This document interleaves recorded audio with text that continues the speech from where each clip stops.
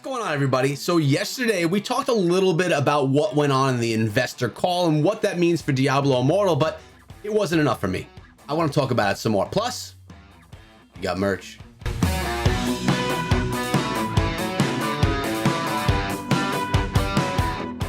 What is up, my friends? My name is Echo and welcome back to the channel, where today we're going to be diving a little bit more into the investor call, what was said, and what really excites me about it. Now, yes, I had Nemo on the channel yesterday from the Scrappy Academy YouTube channel, and we spoke about that they were saying that the game will be launching this year, and that we thought that that means that it'll be launching this year, but not late this year, because they need to be safe with their investors. They can't mess around with that kind of stuff. So this is obviously exciting, because my initial predictions for Diablo Immortal release was going to be like a June beta and a December release, right? So that's what I was thinking, but I'm thinking differently now. Well, when I think back to conversations that I had with Blizzard, they talked about multiple rounds of testing, right? So we've had the closed alpha that was just for the developers themselves. We've had the test alpha, which came and brought in Australia as well as some content creators and like hardcore Diablo people. And next we think beta, but will there be more than just one round of beta? Will there be a beta that's regional and then a beta that's open and then a full release from there? So my predictions changed a little bit as to when I think Diablo Immortal is going to come out. Now, we do have BlizzConline coming, and I actually have some stuff here that Blizzard sent me, which is pretty cool. For BlizzConline, we got ourselves the BlizzConline card, letting us know that it's coming. When is it? The 19th and the 20th. Yeah, the camera's so sweet, but it gets blurry when you zoom it in. There's the BlizzConline stuff. We also got ourselves a nice key card, you know, like when you wear your ticket. Sadly, it's virtual, no tickets this year.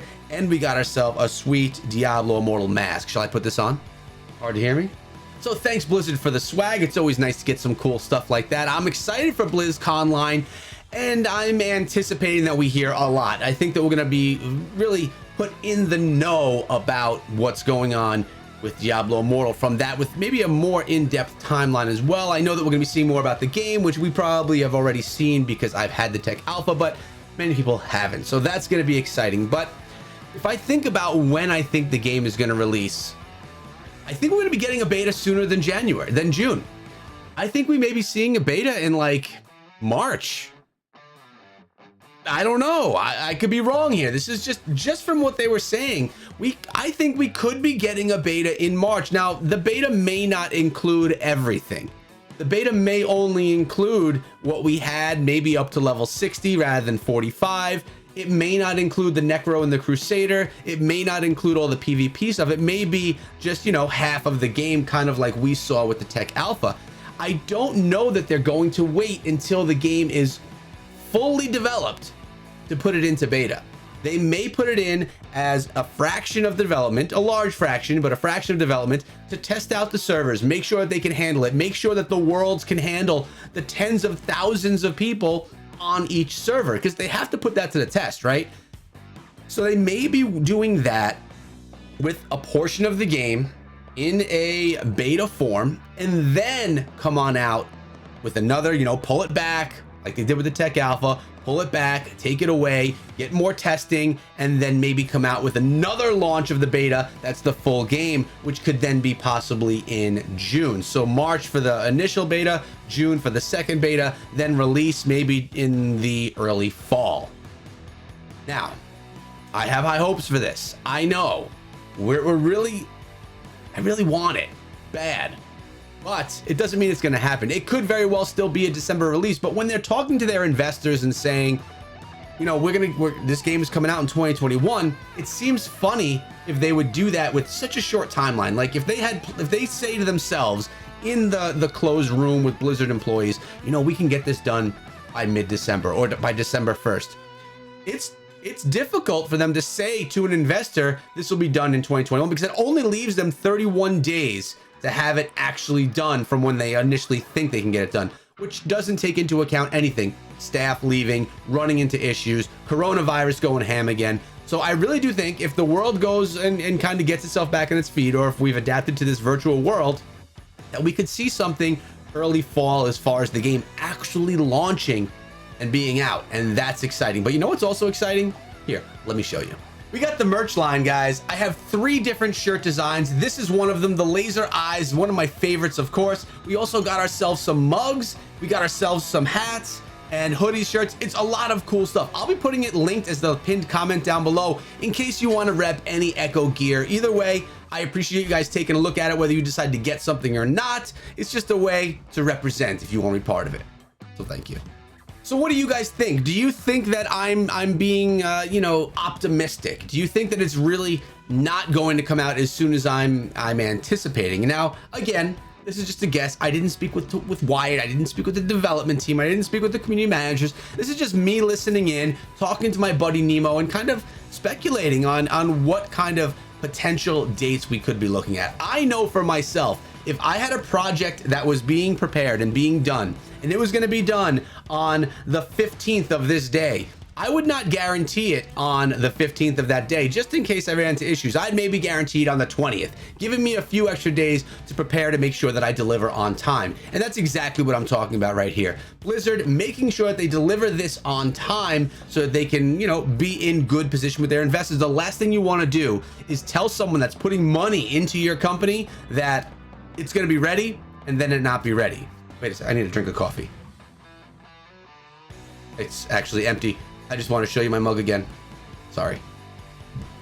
This is going to be the key. BlizzConline, the 19th and the 20th of February. A lot of answers are going to be had from this event. Now, we're obviously going to hear about a lot of other games and other stuff, but I know on this channel we're really focused on Diablo Immortal. But to be honest with you, what I'm actually interested from BlizzCon is I want to hear a little bit more about possibly an Overwatch mobile, possibly a World of Warcraft mobile. Both of those games on mobile interest me highly enough to maybe start another YouTube channel featuring those games. It's just an idea. It's just a thought. But I want to hear about it. I want to know if any of that's coming. They've definitely hinted it in the investor call yesterday. They did talk about Overwatch quite a bit, and they talked about mobile games and Overwatch. So it seems to be one of the first games that they're going to probably be bringing, because, you know, Blizzard they're going to have an action RPG. They're going to have a card type game on mobile. They're not going to have a shooter, and shooters on mobile right now are pretty big.